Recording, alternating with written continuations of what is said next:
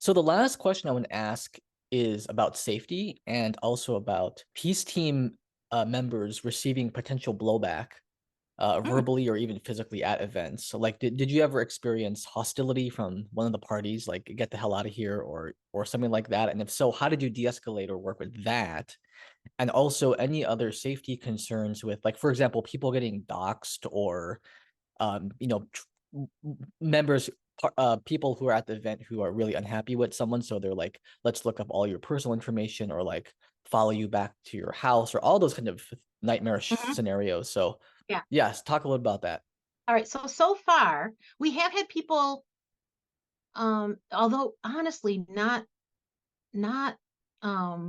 with great frequency. I mean, if you think about it in 30 years, really not with great frequency. We've had people say, "What are you doing here? You don't belong here. It's not. This is none of your business." Blah blah blah. We have two things that are helpful. One is that we've done this kind of thing ahead of time.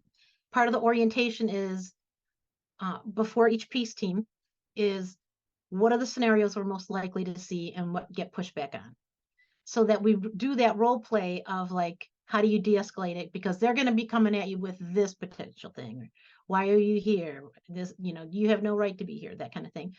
Truly, Clara is a big help, and the fact that we're only there at the invitation, we don't just show up like we know best. We're there because somebody has made a commitment to keeping this nonviolent, and it's not a win-lose. Everybody, we don't want anybody to get hurt. We're not taking a side on your argument. Um, the other thing is that we carry in our pockets these little half slips that explain who we are, why we're here, and on the reverse side, it has tips for de-escalating something if you're a bystander and you're not sure what to do. So that if somebody says, "What are you doing here?"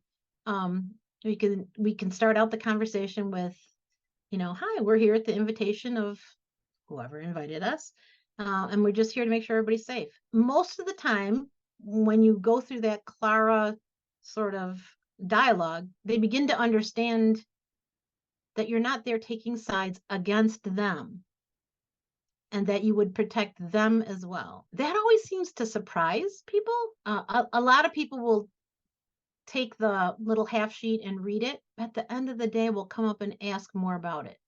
And that's the point where we can talk to them. Part of the reason of having those little half sheets of who we are and why we're there is because if we're truly doing our job, we're supposed to be watching all the time. We're supposed to be vigilant for anything that could start to blow up, which means most of the time we don't have time for a long conversation to explain to you, the history of our work and why we came and what the training is, but we don't want you to feel blown off either.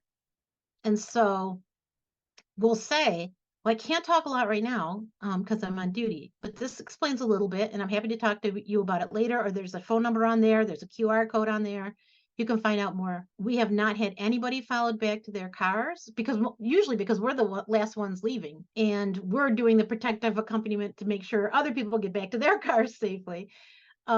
We've not had anybody doxxed. That I mean, in the last 15 years, I think there was one person at an event. She was triggered by something that a counter protester said, and she went to scream in their face, and one of our team members stepped between them just to like put a little barrier, not taking a side, not saying anything, just to put a buffer there. And it was witnessed by a bunch of people, and she witnessed that this peace team member was physically harassing her and that she wanted something done about it. But then we never heard another thing after that.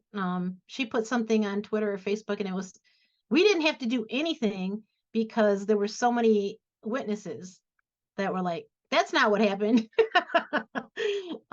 So in general, no, we don't get a lot of pushback, and we don't get people harassing us. There are people on each peace team, like I said earlier, who are willing to, not wanting, but willing to get hit if they need to get, if that's the thing that's going to be the final and only buffer. And there's people who are not. And it does not mean that either one is more or less valuable than another.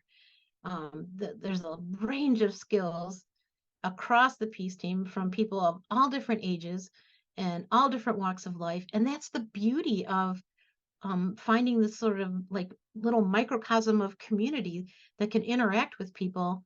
And we're all encouraged to look at people who are super angry and volatile in the same way. And that usually when someone's acting that way, we talk about the great forces in the world being love and hate, but we really boil it down to love and fear. And so, what are they afraid of? Are they afraid of losing a belief system that they've had their whole life? Are they afraid that they might lose their job because of some legislature that's passed? Are they afraid that they will be seen as less of a man or a woman if they don't, like what's the fear behind this? And how do you treat somebody who's afraid? It's not with anger, it's with compassion. So we encourage people to sort of hold that in their hearts before they ever go out into the field. And I think that's been part of the reason why we haven't had the pushback that I suppose could easily happen. And they know that, we've made clear from the get go, we're not here to enforce laws. We're not the peace police. We're only here to protect everybody.